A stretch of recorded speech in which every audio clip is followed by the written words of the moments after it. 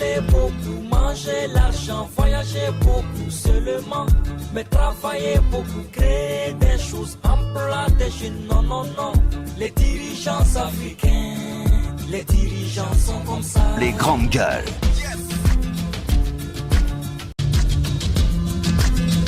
Bonjour à tous et bienvenue dans cet autre numéro des Grandes Gueules. Nous sommes vendredi. Merci à tous de votre fidélité. Merci de nous écouter sur Bamboo FM du côté de Farana et sur Fraternité FM à Mamou, la ville Carrefour.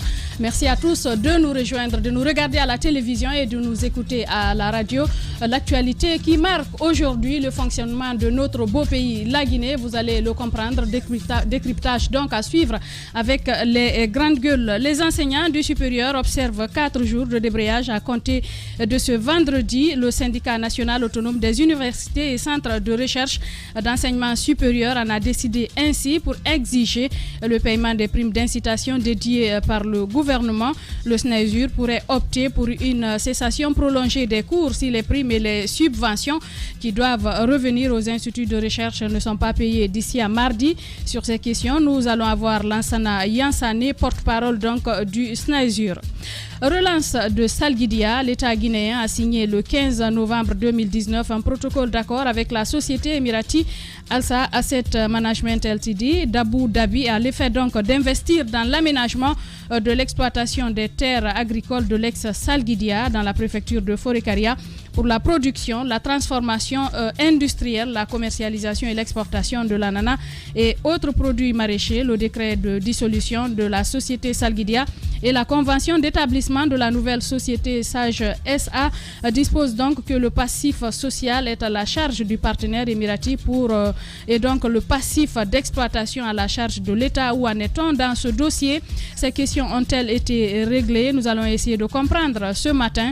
Nous aurons, si tout va bien, Ousmane Souma, ancien directeur général adjoint de Salguidia et donc un porte-parole, donc un répondant du côté du ministère de l'Industrie. Il s'agira de Alpha Yohan. Il est le directeur national de l'industrie et d'autres sujets bien entendu viendront s'ajouter à tous ceux dont je viens de parler. Et comprenez donc que le message, le contact s'affiche juste en bas de votre écran. Vous pourrez interagir à cette émission. Donc nous ferons le plaisir de relayer ces messages dans la deuxième partie. Vous pouvez réagir sur Twitter au hashtag espace GG ou au 657 39 13 13. Si vous êtes à l'international, il suffira juste d'ajouter le 00224. Encore une fois, merci d'être avec nous, avec toute l'équipe. Antoine Kourouma, bonjour. Bonjour Djadia, bonjour à tous. Je ne vais pas très bien, vous le savez. Vous savez pourquoi? Ah oui? Je ne sais pas. Comment on peut le savoir? Lorsque vous vous empressez à 21h pour allumer votre écran afin de pouvoir suivre quelque chose de potable et qu'on vous serve des choses que vous savez déjà, je me dis que ça gâche votre soirée parce qu'hier... Ah ben Antoine, tu t'es gâché la soirée tout seul. Sincèrement, j'ai très mal dormi parce que je m'attendais à quelque chose de potable à l'antenne hier. C'est quoi? Qu'est-ce qui est potable? En fait, je m'attendais... Un changement alors?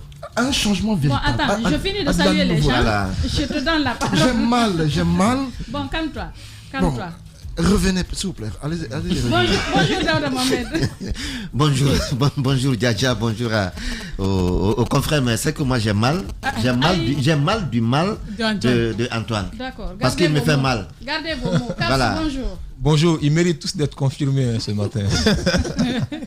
Bafoudia Bangoura avec nous ce matin, bonjour. Bonjour Hiro, bonjour à tous. Rayonnante. Merci. C'est brillante. Merci. Diba Minimono, bonjour. Bonjour Madame Hiro et bonjour à tous. Alors, qu'est-ce qui te fait si mal, Antoine Kourouma? Ce qui me fait mal, Madame Hiro, c'est le fait qu'on nous annonce des choses. Au moins qu'on nous fasse démentir un peu. Dans ce studio, on a dit par exemple que après la confirmation des ministres que vous savez, les 14 ministres, on a pensé que le président, malgré nos dénonciations, malgré que le peuple de Guinée se soit effarouché, qu'il n'ait pas été content de certaines choses par rapport à ce contenu du décret, on s'attendait à des changements véritables au lendemain de ces décrets. Mais hier... Tu t'attendais à ce qu'il y ait de nouveaux visages? Hier... Professeur Bano, je pense et qui d'autres ont été... Magas. Non, c'est une confirmation continue. En fait, sur les 16 ministres qui ont été nommés avant-hier, on nous annonce 3 autres hier. Ça fait 19 ministres Pour l'instant, je suis 36. Mais je me demande à quel jeu joue le président. Parce qu'on ne peut pas vouloir gouverner autrement. Il y a des tractations, Antoine. Non, mais des tractations, mais des tractations, tu sais que c'est pas facile. On ne peut pas changer une équipe qui gagne. Ceux-là qui aujourd'hui sont en train d'être confirmés. Non, en réalité, il faut qu'on soit clair là-dessus. Quand le président de la République, quand le gouvernement de Kassori avait été mis en place, ce gouvernement avait une mission, c'était de donner le 3e mandat au chef de l'État. Ils ont réussi à donner le 3e mandat au chef de l'État. Donc, quelque part, si le chef de l'État aujourd'hui décide de ramener ces gens-là quelque part, c'est une récompense. Prenez 2010. Qu'est-ce qui a fait que le président de la République a encore du mal à pouvoir réussir avec sa vision? En 2010, quand il est venu, le RPG ne pouvait pas à lui seul, en tant que parti politique, remporter les élections. Il a fallu le RPG arc-en-ciel, avec donc ses alliés. Et quand le président vient, il est obligé de récompenser des gens qui ne sont pas à la base dans sa vision. En 2015, ça a été la même chose. En 2020, c'est la même chose. Ces gens qui viennent avec le président de la République ne sont pas là pour justement seulement lui faire plaisir. Ils ont des intérêts et le chef de l'État, quand il fait travailler ces gens-là derrière, quelque part, il doit aussi se permet de pouvoir récompenser ces gens-là. Il est dans cette récompense. Donc avec ces gens-là. Vous comprenez simplement la logique du chef de l'État. Oui, maintenant, après, est-ce que le fait de mettre ces anciennes personnes encore, est-ce que parmi ces gens-là, il y a des personnes qui sont capables? Oui, bien sûr, il y a des gens qui sont capables. Tout dépend encore une fois de la vision du chef de l'État, de ce que le chef de l'État les laissera faire. On aurait pu nous épargner une chose. Alpha Condé aurait pu faire ceci à travers une seule phrase. Je confirme tout mon gouvernement, et puis à l'exception de quelques personnes que j'intègre dans le gouvernement. Mais au lieu qu'on nous fasse subir ces choses les soirs pour lesquelles on va s'asseoir devant la télévision, pour nous rappeler des noms que nous savons déjà, je me dis que c'est une torture qu'on nous fait. On est en train mais Antoine, ce que je comprends pas chez Antoine ce matin. Pourquoi est-ce que je le dis? J'ai suivi le discours du président devant ses pairs au Palais Mohamed V. J'ai pensé que c'était un président neuf qui vient pour gouverner autrement. Qui nous venait. J'ai pensé à Alpha Condé qui renaissait à nouveau. Au regard de la sincérité que certains ont vu dans le discours. Parce que moi, au lendemain de cela, j'ai dit que ce n'était qu'un simple discours. Tant qu'on ne le verrait pas dans les actes concrets, je n'y croyais pas du tout. Alors, et malheureusement, ce qui me fait mal, c'est le fait qu'on est encore appelé à souffrir pour encore 6 années. Les signes qu'il nous montrent démontre à suffisance que rien n'est sûr pour demain. Oui, mais Antoine, c'est de ne pas connaître le président de la République. Le président de la République, on le sait très bien. Alpha Condé, il est politicien dans l'âme. En réalité, le président de la République, qu'est-ce qu'il fait? Les gens pensent, moi, de ma compréhension, le 3e mandat du président de la République, c'est venu pour quoi? Une seule raison. C'est pour justement permettre au RPG Arc-en-Ciel, en 2026, de reprendre le pouvoir. Tout ce que le président est en train de faire aujourd'hui, c'est justement se mettre dans cette idée de construire la relève parce qu'il n'a pas pensé à préparer ça pendant ses 40 ans à l'opposition, pendant ses 10 ans en tant que chef de l'État, et ces 6 ans qui viennent, c'est justement, il commence à se mettre dans cette logique-là. Parce que non, c'est pas le cœur, c'est la raison justement. Non. En réalité, c'est avec le recul. Il faut prendre du recul pour observer ce que fait le chef de l'État. Sinon, en réalité, il n'a rien à perdre. Il pouvait prendre des risques, mais il ne prend pas des risques parce qu'il sait qu'il y a des calculs politiciens derrière et il s'inscrit dans ces calculs politiciens pour ne pas que les élections prochaines ne puissent pas marcher. Je vais juste clore en disant ceci. Alpha Condé s'est fait prendre à son propre piège parce que je comprends largement que le président ne peut plus aller de l'avant parce qu'il y a des personnes qui se sentiraient frustrées. Et j'apprends des choses par rapport à son propre camp. Il y a des réunions qui se font actuellement. Notamment par rapport au comportement de Mokhtar Diallo. J'ai écouté des gens qui se disent, mais... Il semble que les militants du RPG originels... Il a eu ce poste, j'ai écouté des gens les militants du RPG originel seraient sur le point de se faire entendre. Et ne soyez pas surpris que demain, lorsque toute la liste des membres du gouvernement... C'est le cas de certains du côté de Kérouané. Toute la liste, lorsqu'elle sera rendue publique, ne soyez pas surpris qu'il y ait des mobilisations, des manifestations pour contester les noms de certains membres du gouvernement ou même certaines décisions du président. Et moi, je me dis qu'Alpha Condé, c'est encore gouré. Et moi, ça ne m'étonne pas, mais sincèrement, qu'on nous épargne cette torture à la télévision chaque soir, qui nous livre enfin la liste, Antoine. Mais à défaut, nous dire clairement que tout le monde est confirmé et que personne... voilà. Daouda Mohamed, oui, je crois... Puisque vous souffrez de la souffrance d'Antoine, je vous donne la parole. Est-ce que vous pensez, comme CAPS, que c'est juste une stratégie pour pouvoir conserver le pouvoir au sein du RPG Arc-en-Ciel? Je ne me réveillerai jamais avec cette idée, connaissant un peu ou pour avoir observé un peu Alpha Condé dans ses choix, dans ses prises de position. Je ne peux jamais deviner que Alpha Condé prépare la relève.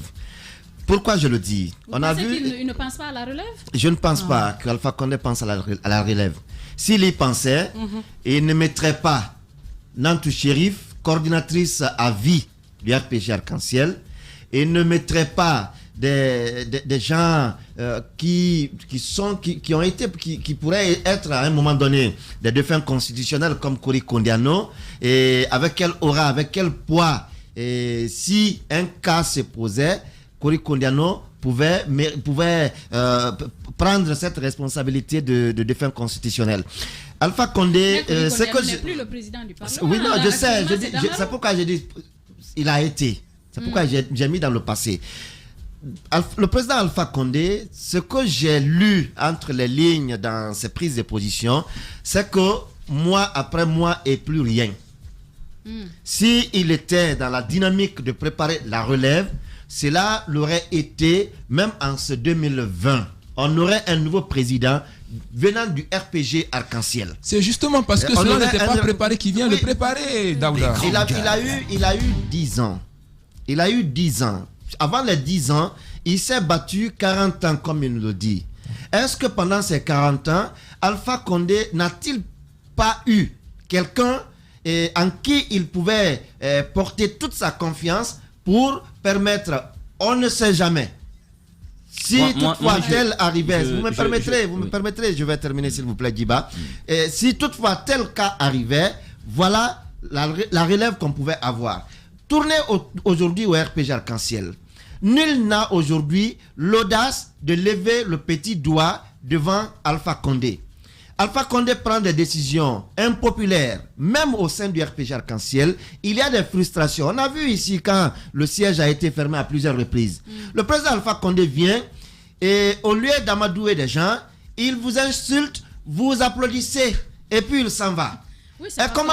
C'est parce qu'on construit des hommes providents. Moi, effectivement, je crois que vous m'avez bien compris.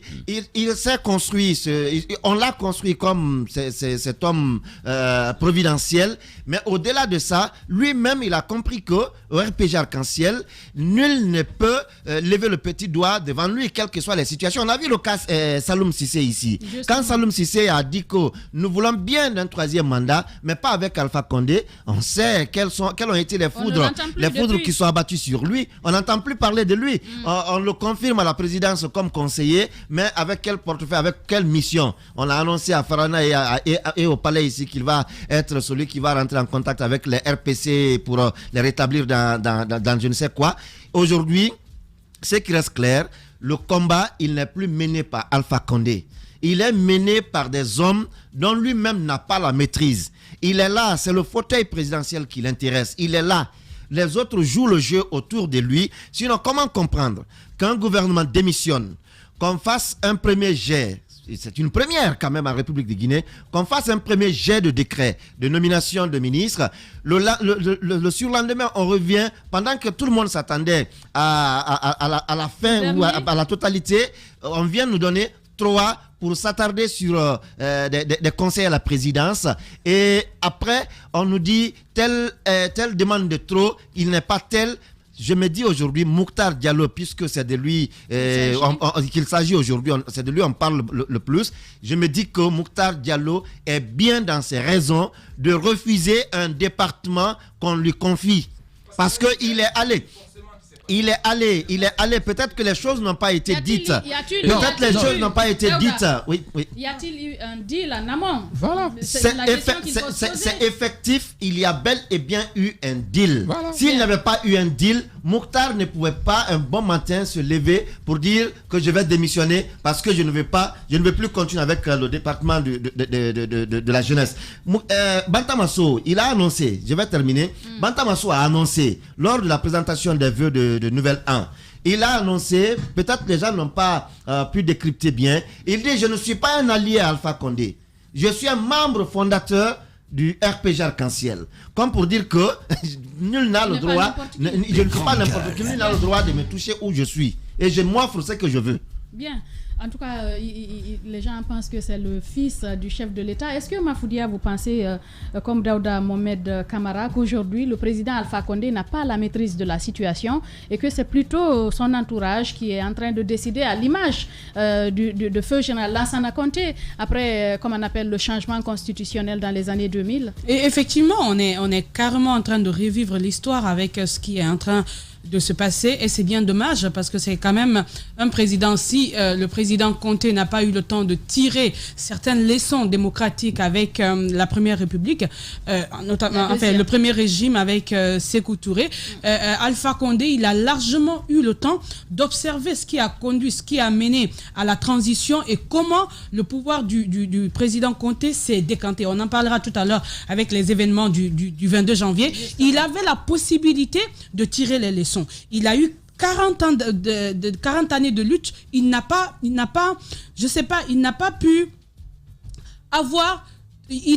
pu se départir de ce qu'on craignait par rapport à toutes les gestions. Parce que d'un côté, on parle d'un système, on parle d'un président. Quand il venait, parce que chaque fois qu'on parle de la gestion publique, on se dit, ce qu'il faut combattre, c'est le système, pas les hommes. Mais ce système-là, on se rend compte s'il existe, il s'est laissé engloutir aujourd'hui, il est bien, très très bien installé dedans, et on le constate parce que lorsque dans un pays, parce que la nomination d'un ministre ou d'un cadre ou autre, c'est quand même du pouvoir discrétionnaire du président de la République.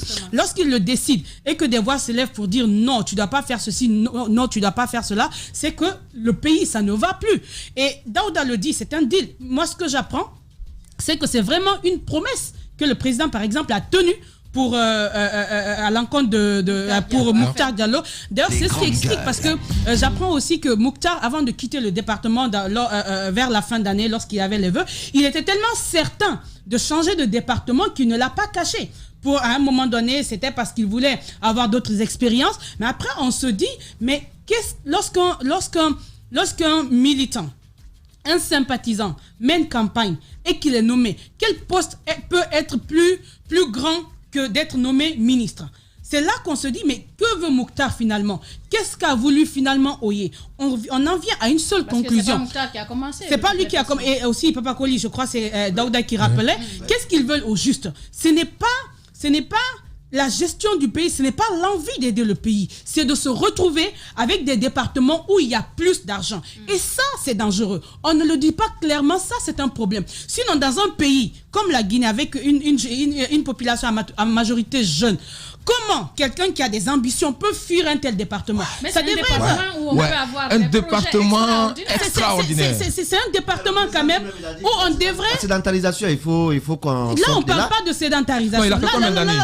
Il a fait plus de 3 ans. Il y a des gens qui ont fait beaucoup plus d'années que lui. La sédentarisation, c'est un autre aspect. Mais on essaie de parler des motifs de vouloir quitter un département pour un autre. Et puis lequel? Parce que lorsqu'on reste aujourd'hui au ministère de la jeunesse, certes, il est dit que l'État ne met pas beaucoup d'argent. L'État ne met pas l'argent, mais c'est un département où on peut travailler avec les institutions. C'est ce que j'essaie de dire. C'est au ministre de faire valoir son leadership. C'est que lorsque quand même, on a des ministres qui ne se cachent pas, qui osent nous dire clairement, nous faire savoir au président et en même temps au peuple de Guinée, écoutez, je veux travailler, mais je veux travailler là où il y a beaucoup plus d'argent. Ça dénote quand même de la facilité. C'est ça en fait le problème. Et ça, c'est absurde, mais qu'est-ce qu'on veut? On est quand même finalement dans un pays avec un président de la République qui n'a plus la même mise sur la situation. Mais ce que je veux dire finalement, Yero, pour conclure, c'est que tous ceux qui sont autour du président, il faut d'abord un minimum de respect pour l'homme. Je sais pas, parce que moi je suppose que quand vous êtes le président d'abord, non, parce que Alpha Condé, il a ses problèmes, c'est-à-dire son engagement vis-à-vis de la nation, mais ceux qui l'ont accompagné en tant que militants, qui ont cru en l'homme, qui l'ont accompagné, ils lui doivent quand même quelque chose. Et pour le prouver, il est encore temps, parce que sinon, le déclin du président ne viendra pas d'une force externe. Ça viendra de l'intérieur, parce que chacun veut, et finalement, c'est comme si chacun voulait se jouer de lui. On n'œuvre plus pour qu'il sorte la tête haute. Non. Peuple de Guinée, non. J'essaie de décanter. J'essaie de décanter. Il y a le rapport entre ceux-ci et le peuple. Il y a aussi ceux qui les lient avec le président de la République. Mais s'il a créé les conditions pour qu'il crée les conditions ou pas, il a certes créé les conditions. On est d'accord. Mais à un moment, on peut se dire d'accord. Peut-être il est là, il va droit dans le mur, mais moi je ne l'y accompagne pas. Ce que je peux faire, c'est d'agir de mieux pour que ce qu'il va laisser comme héritage soit prestigieux, soit quand même quelque chose qu'on retienne de bien. Mais aujourd'hui, c'est comme si, comme on dirait en Soussou, Koutou, tout le monde essaie de faire... Chacun prend pour lui, c'est pas normal. C'est Alpha West qui a bien compris. Vraiment. Giba Milimono, est-ce que vous pensez, que vaut finalement le slogan « gouverner autrement » parce qu'on a l'impression que oui, c'est les mêmes personnes qui reviennent. C'est pas un problème. Bien entendu, s'il y a des résultats, ce que le peuple de Guinée attend, c'est que ces personnalités qui sont nommées à la tête de ces départements puissent produire des résultats qui profitent au peuple de Guinée. Je l'ai dit ici dans ce studio hier que gouverner autrement, c'est un slogan vide de sens, c'est un slogan creux parce que depuis 2010, j'ai l'impression parfois les Guinéens oublient vite. En 2010, il y avait notre slogan « Ensemble, changeons la Guinée ». En 2015, c'était le progrès en marche. En 2020, c'est gouverner autrement. Le gouvernement autrement est venu après. Justement, la prospérité partagée. La prospérité partagée. Justement, normalement, dans un État responsable, avec un leadership qui prend de l'ascension, on devrait gouverner un pays dans l'action. Mais sauf que malheureusement, en Guinée, nous sommes dans les formules, dans les discours. Il n'y a aucune action qui nous suit. Et j'ai l'impression que le peuple de Guinée aussi est passif par rapport à tout ce qui est en train de se passer. Parce que n'oubliez pas que la souveraineté en partie du peuple de Guinée. Passif que le peuple de Guinée. Moi, j'aimerais dire une chose. J'aimerais dire une chose. On est en train de se liguer contre cette pratique, mais c'est parce que nous tous, et le peuple en entier, nous avons laissé faire les choses. Je vais vous dire, un peuple complaisant aura une gouvernance complaisante. Un peuple injuste et inique aura une gouvernance inique. Tout ce que nous vivons aujourd'hui, ce sont les effets. Les peuples ont les dirigeants qu'ils méritent. Même Dieu l'a dit dans le Coran. Non, attendez. Nos dirigeants, ce sont nos enfants. Nos dirigeants, ce sont nos enfants, ils viennent de nous. Nos dirigeants, ce sont nos enfants, ils viennent de nous. Ils viennent du peuple. Ils viennent de la société. Justement, ils sont à notre image. Voilà, et c'est conditionné. Moi, j'aimerais dire juste une chose. Aujourd'hui, on est en train de parler de la Guinée, mais on oublie que c'est une maison où chacun devait apporter sa pierre à l'édifice. Ce qui est en train de se passer, ce n'est pas un problème au niveau du peuple. C'était un problème au sommet de l'État. Et aujourd'hui, avec cette question, ce sont les effets secondaires du troisième mandat. Tout ce que nous vivons aujourd'hui, ce sont les effets secondaires du troisième mandat. Si on avait tiré les leçons du passé en 2001 pour dire en Guinée, on ne va plus accepter qu'un chef d'État viole systématiquement la Constitution et se cramponne au pouvoir, on n'allait pas vivre ce scénario. Il faut qu'on se dise la vérité. C'est un processus, mais il faut qu'on tire des leçons dans ce pays. On ne peut pas continuer à tirer en rond. En 2001, il y a eu changement constitutionnel en Guinée. On a vu les conséquences. Oui. On va parler du 22 février. La crise économique, du 22 janvier, pardon. La crise économique que nous avons vécue le 22 janvier, on risque de retomber dans les mêmes travers. Cette question de succession, parce que ce qui va se passer, j'avais dit hier dans ce studio qu'il y a une scission au sommet de l'État qui ne dit pas son nom, et dans les prochaines semaines, on va le savoir. Parce que tout simplement, on se dit que le président, peut-être il a pris de l'âge, et donc il y a un conflit de positionnement, on est en train de s'adjuger les privilèges du régime, et ce qui va se passer, le président, il n'a plus la main mise sur les choses, il est en train de prendre des décrets avec une main tremblante. Il faut qu'on tire des leçons du passé dans ce pays et qu'on évite de construire des hommes forts et qu'on ait des institutions fortes. Il faut qu'un chef d'État, il faut apprendre dans la vie à savoir quitter les choses avant qu'elles ne vous quittent. Si on avait mis fin au troisième mandat, on n'allait pas vivre ce scénario aujourd'hui et c'est malheureux pour le peuple de Guinée. Rapidement, Antoine, ce débat est dépassé. Il n'est pas dépassé, c'est ce que nous vivons aujourd'hui. Parce que ce conflit auquel nous assistons, parce qu'on se dit qu'on est à la fin du régime, chacun doit se positionner et sur la question de la succession. Moi, je sais une chose. Un chef d'État, oui, je finis rapidement. Un chef d'État qui a une succession, un dauphin, il ne parle pas. C'est comme un chasseur qui vient. Tu as le doyen, écoute, il a fini, vas-y. J'ai compris. Ce qu'il faut dire, parce qu'à l'instant où nous parlons, hier, il y avait une réunion du Bureau politique national. Aujourd'hui, on nous apprend que les sections et sous-sections du RPG se réunissent. On prépare la convention. Apparemment, on se prépare pour la relève avec le RPG. Il y a un remplaçant annoncé pour Alpha Condé, on ne sait pas lequel, mais désormais, la carte du parti est mise à vente. Les militants sont appelés à acheter la carte du parti parce que très bientôt, on va entamer une nouvelle convention pour désigner le successeur d'Alpha Condé. On se demande bien qui va être ce successeur-là annoncé. Mais ce que je veux dire par rapport à cette histoire de gouvernement, Alpha Condé, quelqu'un le disait tantôt avant-hier, ne fait jamais rien au hasard. Je sais une chose, pour ce départ, il est peut-être pris au piège par ceux-là qui l'ont aidé à avoir son 3e mandat. Mais je vous assure une chose, Kassori est là pour 2 ans. Il a annoncé tantôt, le deal c'est pour 2 ans. Ça? Alpha Condé va débarquer tous ceux qu'il est en train de confirmer au bout de quelques temps. Il va les débarquer un par un. Il va faire en sorte d'avoir sa revanche sur eux parce que pour l'instant, ils l'ont pris au piège. Il est dans un engrenage. Il y a une pression qui ne dit pas son nom. Pourquoi? Parce qu'il leur doit. Il leur est redevable parce qu'ils l'ont aidé à être au pouvoir. On s'écoute, s'il vous plaît. Il leur accorde cette demande aujourd'hui parce que la pression, elle est là. Mais au bout d'un temps, au bout d'un temps, ces ministres dont on parle aujourd'hui vont aller un par un au bout de quelques temps. Après une année, vous verrez qu'il y aura des mini-remaniements au fur et à mesure. Quelques-uns seront sanctionnés à travers des décrets. Vous allez comprendre. Les GG. L'idée des grandes gueules n'est pas d'être un petit village dans sa fierté face à tous les autres journalistes qui auraient renoncé. Ce que, de plus, nous ne croyons pas. Notre idée est plutôt de faire école, d'aider tout le monde et de constituer un laboratoire utile à tout le monde. Ici commence l'actualité de la Guinée. Bienvenue chez les GG. Vous avez dû le constater, ils sont incontrôlables ce matin dans ce studio. Nous continuons les grandes gueules. Bien entendu, les enseignants du supérieur observent 4 jours de débrayage à compter de ce vendredi. Le syndicat national autonome des universités et centres de recherche d'enseignement supérieur en a décidé ainsi pour exiger le paiement des primes d'incitation décidées donc par le gouvernement. Le SNAESUR pourrait opter pour une cessation prolongée des cours si les primes et les subventions qui doivent revenir aux instituts de recherche ne sont pas payées d'ici à mardi. Sur ces questions, nous allons avoir Lansana Yansane, il est bien entendu le porte-parole du SNAESUR. Et nous aborderons également ce sujet, Salguidia, cette société donc qui a fermé. Les travailleurs réclament des arriérés de salaire. Nous joindrons l'ancien directeur général de la société, Ansoumane Souma, mais aussi Alpha Diohan, il est le directeur national de l'industrie. Ils nous édifieront donc sur ce sujet. Et nous continuons donc les grandes gueules avec ce sujet, les événements du 22 janvier 2007, on en parlait d'ailleurs tout à l'heure, Antoine. Pratiquement, c'est 14 ans après, quand sait-on, que s'est-il passé? Est-ce qu'il y a un bout de justice qui a été entamé?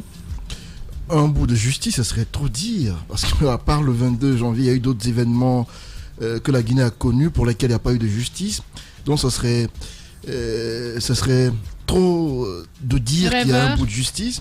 Malheureusement, on en parle peu, à part les médias qui très souvent, lorsque la date de ces événements arrive, aucune procédure enclenchée, rien du tout. Pas du tout. Pourtant, on a perdu des vies. Des vies, et on se souvient tous de cet événement qui a valu ces sacrifices consentis par le peuple de Guinée à travers ces manifestations.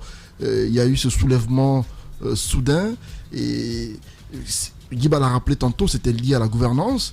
Lié au changement constitutionnel à l'époque. Je me dis, tout comme... C'est après le changement constitutionnel. Hein. C'est les conséquences.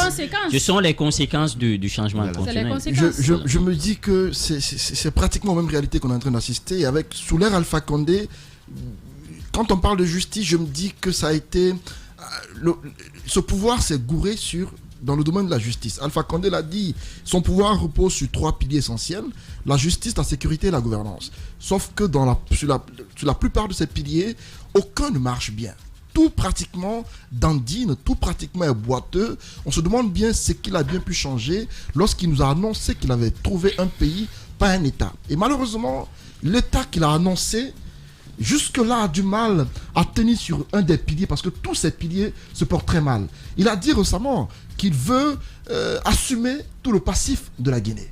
Ce qui veut dire que pour tout ce qui est de la justice, ce n'est pas évident que les événements douloureux que la Guinée a connus, qu'on connaisse justice dans ces domaines, parce que le président veut qu'on fasse le pardon. Il a fait un pardon à un moment donné à tout le peuple de Guinée. Après, ce sont les discours qui changent lorsqu'il dit, par exemple, il veut assumer le passif de la Guinée, cela signifie que le président, désormais, n'est plus pour qu'il y ait justice en Guinée. Il veut qu'il y ait pardon sans justice, sans vérité. Sans vérité. Et c'est ce qui serait mal vu lorsque les victimes du Camboiro, jusque-là, attendent qu'il y ait une solution à leurs problèmes. Lorsque ceux de septembre 2009 attendent qu'il y ait justice, lorsque ceux du 22 janvier attendent, il y a d'autres événements dans le passé qu'on a connus. Je me dis qu'à un moment donné, il faudrait que l'État guinéen essaye d'assumer cette continuité-là, essaie de faire justice telle que le réclament les victimes de ces différents événements. Sinon, ce sont les événements qui vont se succéder et à un moment donné, on va se retrouver avec une multitude d'événements douloureux pour lesquels jamais il y aura justice et c'est l'État qui, malheureusement, va payer les frais de cela parce que c'est lui qui est responsable de tout ce que nous connaissons comme ces morts et autres faits tragiques. La Guinée, quand même, a une histoire de violence. Daouda Mohamed Camara, il l'a rappelé, beaucoup d'événements douloureux. L'État n'arrive pas à s'assumer. Oui, effectivement, moi parlant particulièrement de ce 22 janvier, j'étais sur le terrain ces jours, pas en tant que journaliste, mais j'étais là comme citoyen, des citoyens qui ont marché ces jours-là. À l'époque où j'habitais Sangoya, nous avons marché de Sangoya jusqu'au pont 8 novembre où nous avons été stoppés net par des bérets rouges qui ont ouvert le feu sur des citoyens. Le drame s'est produit, c'est pourquoi la dernière fois je rappelais que on parle des morts en Guinée, on en parlera encore tant que les mentalités ne changent pas. Ce jour, le 22 janvier, j'étais sur le terrain, j'ai perdu des amis, j'ai perdu des connaissances, et ce jour, de ce qu'on a pu nous rapporter, il y aurait eu plus de 200 morts en moins de 24 heures, en quelques heures seulement, parce que les tirs n'étaient pas en l'air. Les tirs étaient braqués sur les citoyens qui manifestaient. Ces jours, au pont 8 novembre, je sais comment moi-même j'ai quitté, comme beaucoup d'autres d'ailleurs, jusqu'à poursuivre les citoyens dans le cimetière. Dans le cimetière Cameroun, où on a poursuivi les gens. Il y a eu des personnes qui sont tombées dans le cimetière. Wow. Il y en a également qui sont tombés dans la mosquée Faisal, parce que les bérets rouges nous ont poursuivis jusqu'au dernier retranchement. Et avec toutes ces expériences, on a l'impression que parfois on a de l'amnésie dans notre pays. Justement. Et on s'attarde le plus souvent sur le présent, oublier le passé. Aujourd'hui, je crois que l'histoire se répète souvent. L'histoire se répète parce qu'on a l'impression que l'État nous connaissant bien, la culture de l'impunité. La culture de l'impunité, sachant bien qu'on est amnésique, qu'on oublie ce qui se passe aujourd'hui pour s'attarder sur ce qui doit arriver demain. Donc la violence de l'État se poursuit et se durcit sur le peuple de Guinée. Il faut aujourd'hui que des bons exemples nous soient donnés. Il faut que le peuple se mette dans cette dynamique, pas d'appropriation des faits, qu'on ne dise pas, ça c'est de mon côté, alors je me battrai pour ça. Il faut que le peuple se montre un et indivisible pour une revendication nette de la justice, pour une lutte effective contre l'impunité dans notre pays. Mais tant que nous serons dans le morcellement, tant que nous serons dans le communautarisme, dans le clanisme, dans les revendications, dans le repli identitaire, on ne s'en sortira pas et l'État profitera toujours. C'est vrai qu'on dise que l'État c'est toi, c'est moi, c'est tout le monde, mais il y a aussi cet appareil qui est géré par un certain nombre de personnes à des moments donnés. Et cette violence de l'État se poursuivra encore sur nous tant qu'on restera encore en Guinée forestière, au Fouta, en Basse-Guinée, en Haute-Guinée. Il faut que la Guinée soit une et indivisible dans les revendications. Bien. La violence d'État, ça n'a pas commencé aujourd'hui et ce n'est pas prêt à s'arrêter aujourd'hui tant qu'on ne se met pas en un et indivisible. Comment faire en sorte que ces violences s'arrêtent? Parce qu'on a dit que ça n'a pas commencé aujourd'hui. La Guinée a une histoire de violence, que ce soit le premier régime, le régime de feu général Lansana Conté. On est en train de revivre la même situation aujourd'hui, Caps. Oui, parce que tout simplement, on a du mal, encore une fois, comme on le disait, à tirer les leçons du passé. Et ce qui s'est produit ce 22 janvier 2007, on ne souhaite plus que la même chose arrive. Et quelque part, ce qu'on est en train de craindre avec ces agissements qu'on est en train de voir, si ça se multiplie, on ne le souhaite vraiment pas. On a vécu la même chose en 2009. Perdre des Guinéens encore aujourd'hui. Effectivement, et l'histoire risque de se répéter si on ne réussit pas véritablement à tirer les leçons de ces choses-là. Et maintenant, aujourd'hui, qu'est-ce qu'il faut faire? Là, c'est aussi simple que ça. Il faut que l'impunité cesse. Il faut qu'aujourd'hui, que ce slogan véritable qui est défendu par le chef de l'État soit réel. Quand on parle de gouverner autrement, il faut que ça soit ainsi. Parce que si les choses ne changent pas à son niveau, au point de vue gestion, au point de vue comportement de l'autorité vis-à-vis des citoyens, en n'oubliant pas qu'ils ont un engagement vis-à-vis de ce peuple de Guinée. S'ils ne respectent pas ces engagements-là, Djiba le disait tout à l'heure, que le peuple de Guinée a l'air d'être un peu passif. Le peuple est certes passif, mais le peuple a cette passivité a ses limites. Quand les agissements continuent à un certain niveau, le peuple se lève. Et c'est pourquoi il faut remarquer. Tout récemment, on a constaté avec le prix du pain. En Guinée, le ministre du Commerce avait rehaussé le prix de la farine, n'est-ce pas? Il a pris un arrêté et après le chef d'État est revenu dessus parce que le chef de l'État sait que ces types d'agissements risquent de créer un soulèvement populaire qui va l'envoyer. Et donc lui, il est averti de ça. Voilà pourquoi des soulèvements comme ça, il ne veut pas aller, il n'arrive pas. Voilà, justement, il le sait, donc il ne va jamais encourager des systèmes comme ça à se reproduire. Mais s'il continue à faire ce qu'il est aujourd'hui en train de faire, on risque encore une fois de revivre la même chose qui n'est pas souhaitée. Et justement, Mafoudia Bangoura, on l'a dit, il pense qu'il faudrait qu'il y ait... Mon idée, c'est qu'il y ait des institutions fortes qui puissent prendre des décisions parce qu'aujourd'hui, le peuple de Guinée a besoin de se parler. Se parler, justement, on peut parler de pardon, mais est-ce qu'on peut pardonner sans se parler, sans se dire la vérité, sans qu'il y ait justice par rapport à toutes ces personnes qui ont perdu le leur? Et peut-être la première des choses à faire d'abord, c'est d'éviter qu'on se retrouve dans une situation de pardon, de réconciliation. Et ça, c'est d'éviter les crises. Et lorsqu'on revient sur les événements du 22 janvier, d'abord, ça a commencé, c'est quand même une manifestation qui a duré, je crois, 1 mois, 16 jours. Et ça a commencé par la dénonciation de la mauvaise gestion. Après ce qu'ils ont qualifié d'abus d'autorité, quand il y avait justement ce tohu-bohu au niveau du régime, lorsque Fodé Bangoura a emprisonné Mamadou Syllaye et qui a été libéré par Lansana Conté, tellement de choses qui sont arrivées, c'est ce laisser-aller quand même qui caractérisait le pouvoir d'alors. Et ensuite, la mauvaise gestion, c'est aller crescendo. Il y a les syndicalistes qui se sont mêlés à la danse et puis les Guinéens sont sortis. C'est pourquoi, tout à l'heure, avant la petite pause, je voulais intervenir lorsque Djiba a dit, on parlait de l'amnésie du peuple, on parlait de sa passivité. Moi, je voudrais qu'on évite souvent de blâmer ce peuple. Peut-être ceux qui sont à blâmer, ce sont les dirigeants. Parce que ce que le peuple là peut faire déjà, pour le premier acte de ce peuple, c'est d'aller voter. De choisir des hommes. Non, écoute-moi. Le peuple est victime de lui-même. Écoutez-moi. De se conduire dans le clanisme, dans le communautarisme qui arrange ceux qui sont... De quel peuple tu parles? Tu parles d'un groupuscule de personnes qui ont le pouvoir ou bien qui ont la possibilité de parler à l'antenne. Attention, ne faisons pas l'amalgame. On parle des Guinéens. Et les Guinéens sont quand même ces 12 millions ou je ne sais pas, autour de 13 millions aujourd'hui. On ne parle pas de ces cadres. On ne parle pas de nous journalistes qui avons aujourd'hui la possibilité de parler ou qui par moment avec qui il y a des problèmes. On ne parle pas de ceux qui se font entendre ou ceux qui sont sur les réseaux sociaux. On parle de ces Guinéens. Ces Guinéens qui appartiennent à tous les bords et qui partagent les mêmes problèmes. Lorsqu'il y a eu les événements du 28 septembre, pas du 28 septembre, du 22 janvier. Ce que je veux dire, c'est que la première des choses, c'est que ces gens-là, le peuple choisit quelqu'un pour les diriger. Maintenant, si cette personne devient autre chose que ce qu'on pensait pendant la campagne, ce n'est pas de la faute du peuple. Attention, laisse-moi continuer. De retirer sa souveraineté. Il y a un contrat social entre les dirigeants. Allez, on se calme. Laisse-moi continuer. Quand le peuple en a eu si cette personne, dans les années 2000, Antoine, 2007, je peux placer ça quand Moussa Yoro.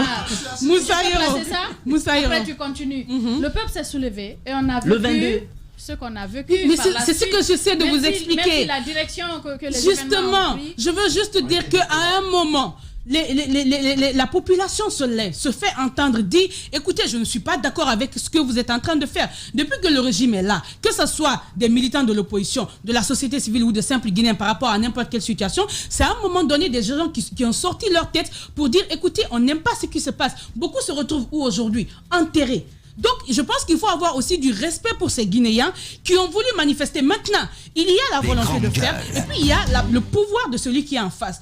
Aujourd'hui, lorsqu'il y a des manifestations, on se retrouve avec qui? Tu viens de donner l'exemple d'Aouda. Il y a les militaires. La logique voudrait qu'on vous laisse manifester et que le pouvoir vous écoute. Et s'il y a une solution à trouver, on trouve. Mais malgré qu'on manifeste, il y a des tirs, il y a des tués. Maintenant, cela ne nous enlève pas. Non. Cela... Ah non, je vois que tu ne comprends pas ma logique. Tu ne comprends. Non, en fait, ça me heurte de savoir que tu ne comprends pas ce que j'essaie d'expliquer. Non, mais quand tu parles de militaires qui tirent et tout, donc le peuple devrait se résigner. Non, je n'ai pas dit ça. Alors, j'essaie de dire que malgré tout ceci, le peuple va devant. Maintenant, sa volonté de changer quelque chose n'est pas ne veut pas, ne dénie pas, c'est-à-dire c'est différent de la volonté de l'autre qui est en face, qui use des moyens qu'ils ont que la population n'a pas. Parce qu'après, lorsqu'il y a un mort, 2 morts, c'est finalement, on se retrouve avec quel discours aujourd'hui dans les familles? Bien. Si tu sors, on va te tuer, il n'y aura rien, et puis tu auras perdu, le pouvoir va continuer. Je veux juste simplement dire que ce peuple, certes, aujourd'hui, n'agit pas comme on voudrait, mais en même temps, au lieu de blâmer ce peuple, on pourrait bien lui donner plus de force et peut-être donner moins de force à ces gens qui savent comment diviser, comment heurter, comment faire mal, comment nous éloigner. Les grandes gueules. C'est ce qu'il faut, parce que après, tant qu'on ne le fera pas, il y aura des situations comme ce qu'on vit là. Des gens essaieront de manifester. Il n'y aura pas de suite. Et ceux qui sont au pouvoir vont royalement s'installer. Bien. La même chose continueront. Peut-être ce qu'il faut, c'est de réfléchir à comment mieux donner de pouvoir à ce peuple pour agir de façon plus efficace, pour pouvoir changer quelque chose. Ils ont du mal à s'arrêter ce matin. Alors, Mafoudia, elle demande à ce qu'on donne plus de pouvoir au peuple, qu'on retire le pouvoir là de l'autre déjà. Côté. Non, pas comme ça. J'aimerais juste rappeler une chose à Mafoudia, c'est le peuple déjà qui détient le pouvoir. C'est ça la démocratie. Et j'aimerais partager une maxime ce matin, c'est qu'on dit souvent les dirigeants tirent leur force de vous. Vous cessez de les soutenir, ils vont s'écrouler comme des châteaux en cartes. Ça veut dire qu'il y a un contrat social qui lie le peuple et les gouvernants. Et ce contrat social, vous renoncez à votre liberté en les choisissant, parce que tout le monde ne peut pas gouverner. Si tout le monde est maître, tout le monde est esclave. Donc nous renonçons à une partie de notre pouvoir, on confie à un groupe de personnes pour nous diriger. Et lorsque ces personnes violent le contrat social, il est aussi de la responsabilité de ce même peuple qui détient la souveraineté de taper du poing sur la table et de décider. C'est ce qui s'est passé le 22 janvier. Les grandes C'est ce qui s'est passé le 22 janvier. Et j'aimerais tout simplement dire, et je maintiens ce que j'ai dit, qu'un peuple complaisant aura une gouvernance complaisante. C'est ça le scénario guinéen, et on refuse systématiquement de tirer des leçons de notre passé. Sur le 22 janvier, elle l'a rappelé, tout est parti. C'est vrai qu'on parlait de crise économique, on parlait du choix de Eugène, du départ de Fodé Bangora, mais n'oubliez pas que tout ceci, ce sont les effets secondaires du 3e mandat. Le président Lansana Conté, il était vieillissant et très malade. Et vous savez pourquoi on impose la limitation d'âge dans nos constitutions, c'est d'éviter qu'un chef d'État puisse quand même s'éterniser au pouvoir au gré peut-être des principes démocratiques, sachant qu'il y a la maladie qui est là, et lorsque vous êtes malade, vous avez du mal à diriger le pays. Ça a eu la lucidité également, donc ça a eu des conséquences sur la gouvernance, et aujourd'hui, on n'a pas tiré des leçons. En 2020, on est tombé à peu près dans les mêmes cycles de 3e mandat. Nous ne souhaitons pas que le même scénario se produise. Mais en Guinée, on est dans un cercle vicieux, on continue à revivre les mêmes situations, et le même peuple est là inactif. Pour finir, sur la question de la justice, il y a en Guinée, notre histoire est marquée certes de hauts faits, mais aussi est jalonnée de cas de morts. Le 22 janvier, les sources officielles parlaient de 137 morts. Qu'est-ce qu'on a fait, la justice? On est resté... Aucune justice. Aucune procédure entamée. La personne qui est condamnée va disparaître. Mais ce sont les autres qu'on condamne à travers lui, parce que lui, il va partir. Donc si on ne rend pas justice, eh bien attendez-vous à chaque fois qu'on revive les mêmes situations dans ce pays. Nous sommes donc en direct, vous nous suivez en direct sur guinenews.org. Merci de votre fidélité. Restez connectés, nous revenons juste après la pause. Les GG. L'idée des grandes gueules n'est pas d'être un petit village dans sa fierté, face à tous les autres journalistes qui auraient renoncé. Ce que, de plus, nous ne croyons pas. Notre idée est plutôt de faire école, d'aider tout le monde et de constituer un laboratoire utile à tout le monde. Ici commence l'actualité de la Guinée. Bienvenue chez les GG.